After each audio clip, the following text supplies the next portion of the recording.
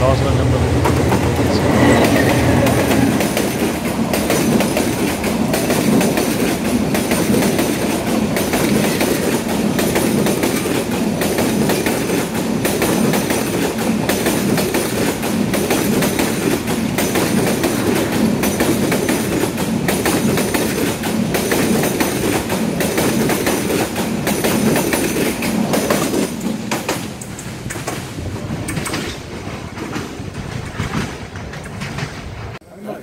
গেটও ছবি তুলেন।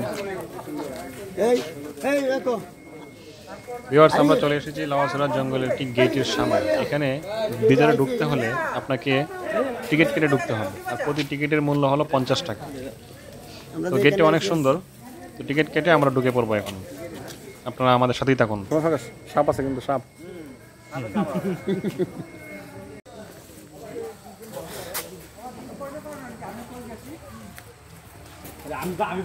গেট দিয়ে ভিতরে ঢুকতেই চোখে পড়লো বিশাল বিশাল সেগুন গাছ।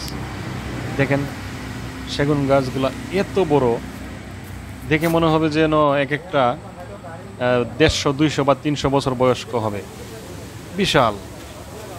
শুধু যে সেগুন গাছ তা না, এখানে অনেক ধরনের গাছ আছে, যেমন অর্জুন, বড় বড় গাছ।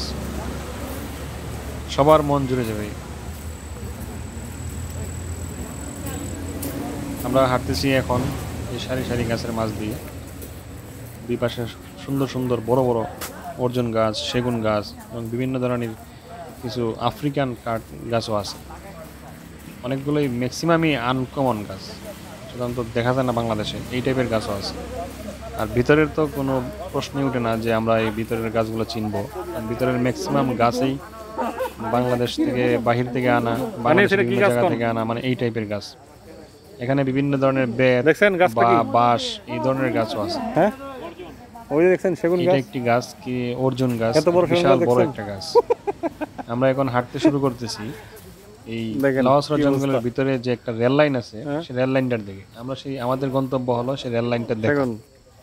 কারণ রেল লাইনটা শুনেছি যে অনেক সুন্দর, এবং এটাতে যে সেলফি ভিউ তোলা আসে সেটা খুবই সুন্দর আসে। তবে এর বিশেষ কিছু সতর্কতাও আছে। কয়েক বছর আগে এই রেল লাইনে সেলফি তুলতে গিয়ে 2 জন ছেলে মারা গিয়েছিল। রেল লাইন পর্যন্ত যাবো, ঠিক আছে? তো আমরা হাঁটতে শুরু করছি সেই রেল লাইনটি দেখার জন্য। আসুন আমাদের সাথে, আমরাও রেল লাইনটি দেখি। সম্পূর্ণ রেল লাইন যাওয়ার পথে এই বড় বড় গাছের সারিটি পড়তেই থাকবে। একটু পরপরই বড় বড় গাছ, একটু পরপরই বড় বড় গাছ। দেখছেন গাছগুলো, দেখেন। হ্যাঁ, মাথা নষ্ট হয়ে যাওয়ার মতো অবস্থা। তবে এখানে অনেক ধরনের বন্য প্রাণীও রয়েছে, যেমন বিষধর সাপও আছে, অজগরও আছে। তবে আমি শুনেছি যে ভাল্লুকও নাকি আছে। মানে যারা লাকি তারা ভাল্লুকও দেখতে পারে। আর বানর তো ভেরি কমন, মানে এটা নিয়ে কোনো বলার কিছু নাই। বানর শ্রীমঙ্গলে যেখানে যাবেন এখানেই বানর পাবেন। আর সবচাইতে ভয়ঙ্কর একটা জিনিস আছে, এটাকে অনেকে ভয়ঙ্কর বলে, আবার অনেকে ভালোও বলে। যেমন জুক পাওয়া যায়, জুকগুলা আপনার পায়ের সাথে লেগে থাকে এবং সেগুলা আস্তে আস্তে রক্ত খেতে থাকে। তবে জুকের রক্ত খাওয়ার একটা উপকারিতাও আছে, সেটাও মাথায় রাখতে হবে। জুক যে রক্তটা খায় সেটা হলো পয়জনাস ব্লাড। সুতরাং আমি এটার খারাপ কিছু দেখি না। আপনারা থাইল্যান্ডে যারা যাবেন ঘুরতে, তারা দেখবেন যে ওইখানে জুক দিয়ে বিভিন্ন ধরনের ট্রিটমেন্ট করা হয়। সুতরাং সেই হিসেবে বলতে গেলে বলা যায় যে জুকটা উপকারী এই বেশি করে উপকার থেকে। আর যে ব্লাডটা খায় সেটা সাধারণত পয়জনাস ব্লাড থাকে। সুতরাং নো টেনশন, ভয়ের কোনো কারণ নাই। আসুন আমরা দেখি, আজকে লাওয়াছড়া জঙ্গল দেখব।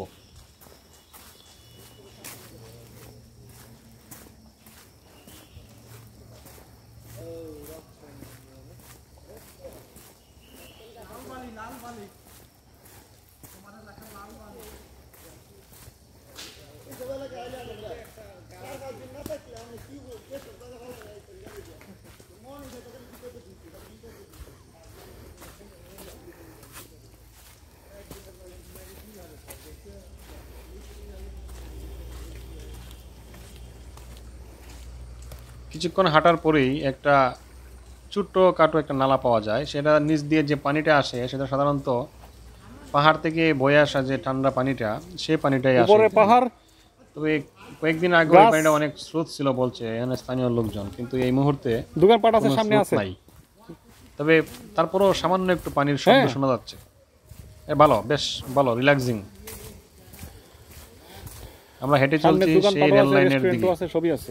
যাওয়ার পথে ডান পাশে একটা রেস্টুরেন্ট পাওয়া যায়। এখানে অনেক সময় ওই যে লোকজন আছে, চিপস বা আইসক্রিম এই ধরনের স্থানীয় জিনিস লোকজন বিক্রি করে, থাকে। আপনারা চাইলে খেতে পারেন। হুম।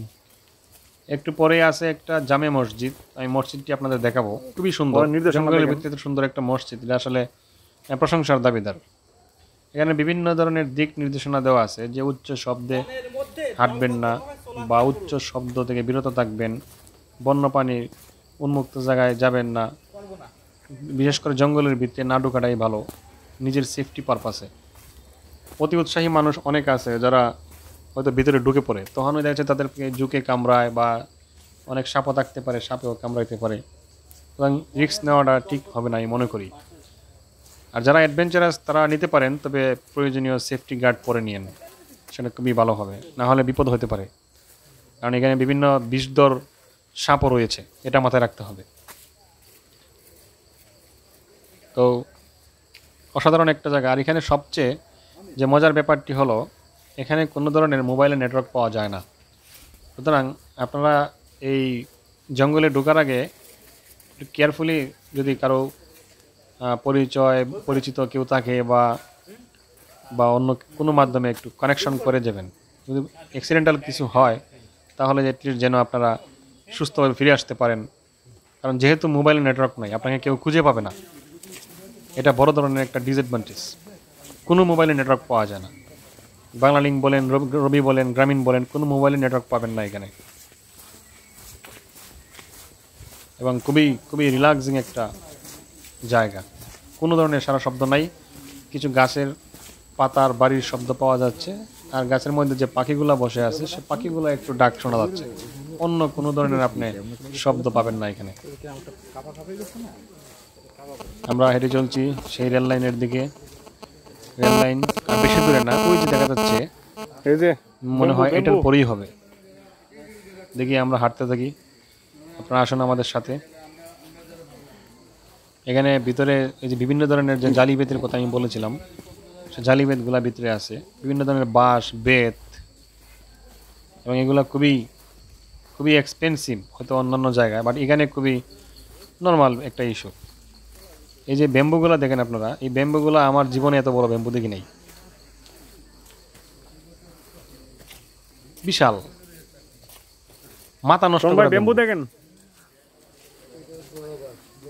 আমি আমার গ্রামের বাড়িতেও ব্যাম্বু দেখেছি, বাট সেগুলো অন্য রকমের যাচ্ছিল। এটা দেখেন, এক একটা অসাধারণ, এত বড়, কল্পনাই করা যায় না। যাই হোক, এই ধরনের ব্যাম্বু দেখতে গেলে আপনারা অবশ্যই শ্রীমঙ্গলে আসতে হবে। শ্রীমঙ্গল ছাড়া সাধারণত এগুলো দেখতে পারবেন না। তবে কিছু কিছু হয়তো কুলাউড়া বা মৌলভীবাজারের দিকেও দেখতে পারেন, মনে হয় আমার ওইদিকে থাকবে, যেহেতু একই এলাকা, একই ধরনের মাটি, দেখা যেতে পারে। খুবই সতর্কতার সঙ্গে হাঁটতে হবে, খেয়াল রাখতে হবে যেন আশেপাশে ঝোঁক টুক আছে কিনা এবং সাপ টাপ থাকে কিনা, এটা মাথায় নিয়ে হাঁটতে হবে।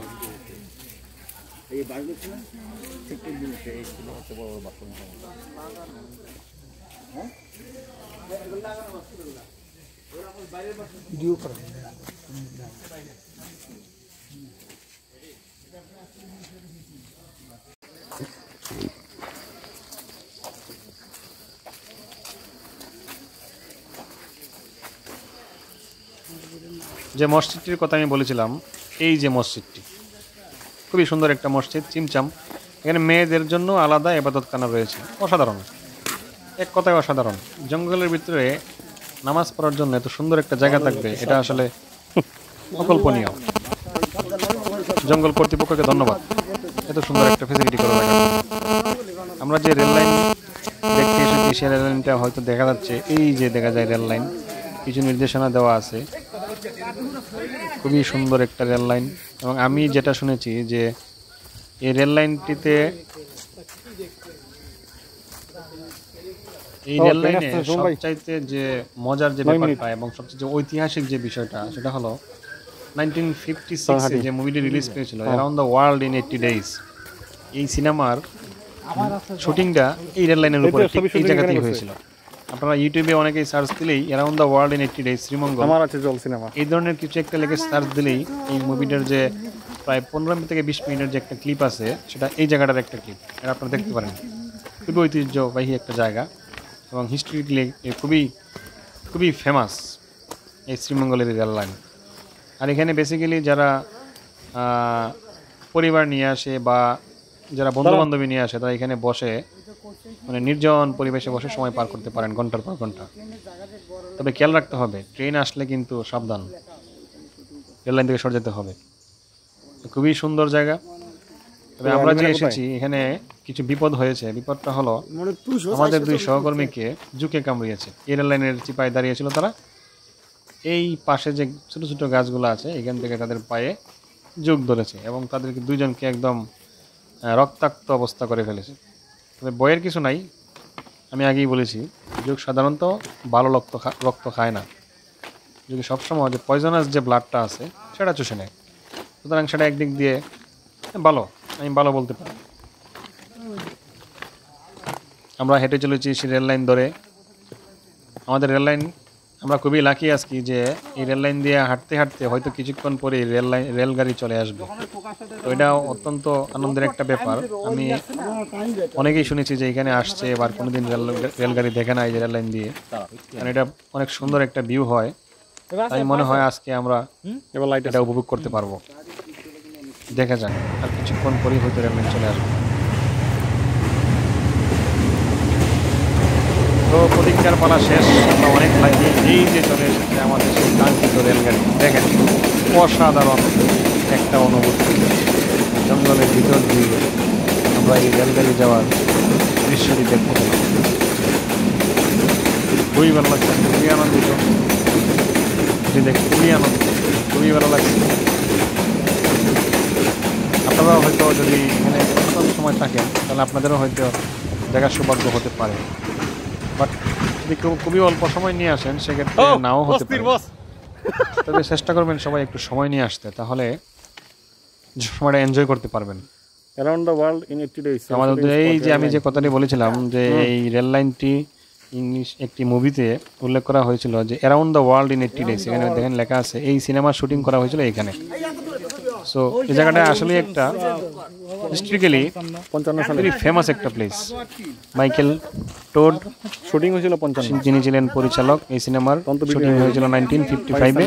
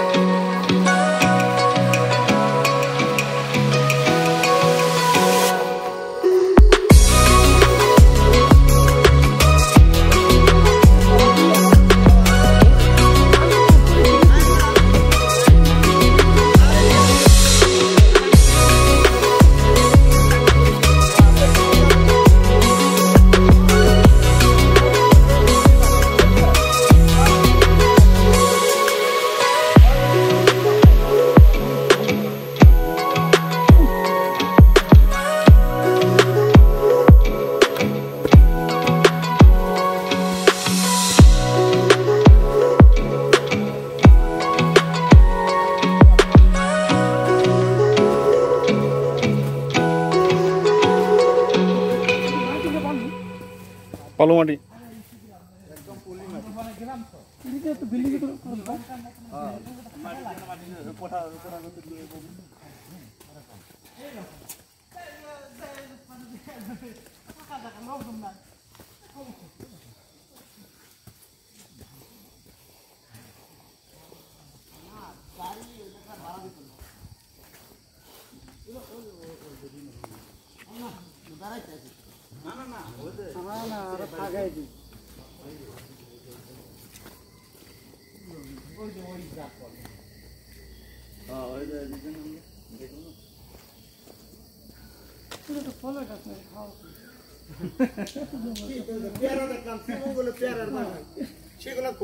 এটা তোলো আমরা নিতে নাম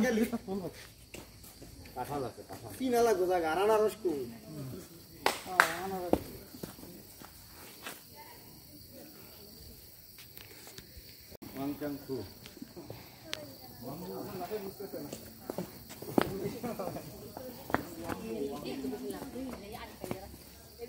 খাইছে নামা যাবে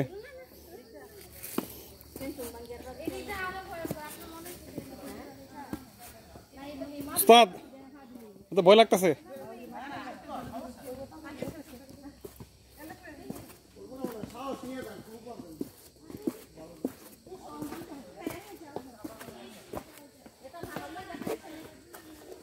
তাই না আর কোনো সুযোগ নাই নিচে নিরাপত্তা ব্যবস্থা করে নিয়ে নিজে নামো বাসের উপরে দিয়ে যান তাহলে তো আর এভাবে হ্যাঁ হ্যাঁ যাইতে তো আমি আমার ব্যবস্থা করে নিয়েছি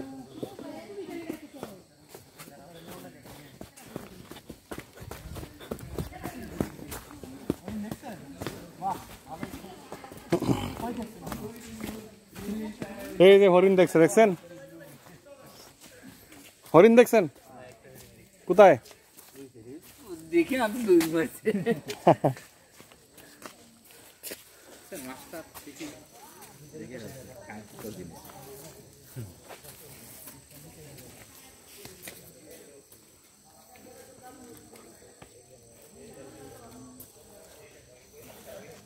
সব কিছু আছে অবশ্যই কিন্তু যাওয়া লাগে চুপচাপে কোনো শব্দ ওরা কি লোকজন থেকে ওরা কি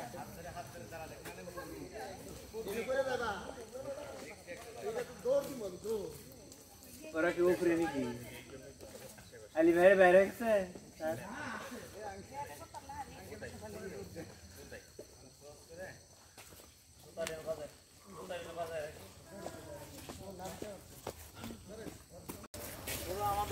মানে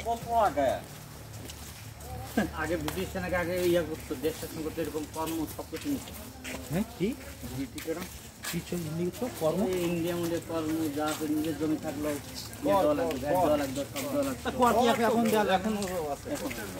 তুমি একটা জমিতে যখন ইয়া দেওয়া যাবে তখন খাজনা দিতেই যাবে আগে সবে কান্দা নিত না খালি নিজে খাইয়া আগে তোর কম তো বিদায় তো সব কই আমাদের ঘরে ওরে মেন সমস্যা ওই যায় না সমস্যা হলো যে ব্রিটিশরা যারা জমিদার জমিদার সাথে একটা থাকতো চুক্তি থাকতো জমি এই এলাকার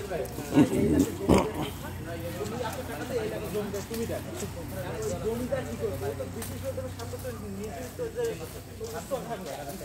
জীবন যাপন করতো ওই কারণে সে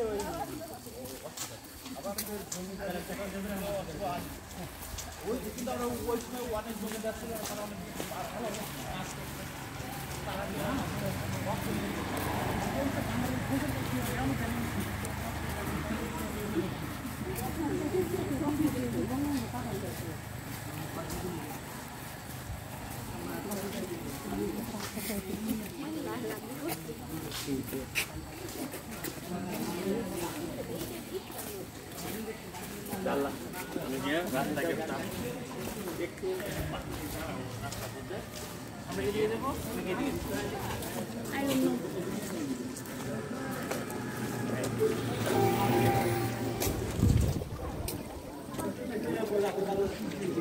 কোথায় গাড়ি কই আমরা তো আগে চলে আসছি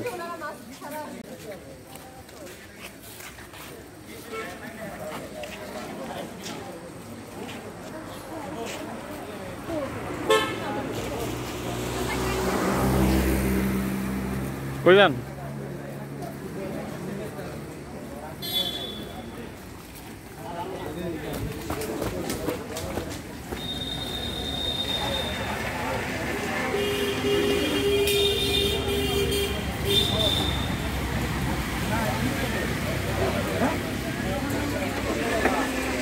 টাকা দিন কি জিনিস কলা খাবেন না কলা খাওয়ান দিন চারটে দিন তো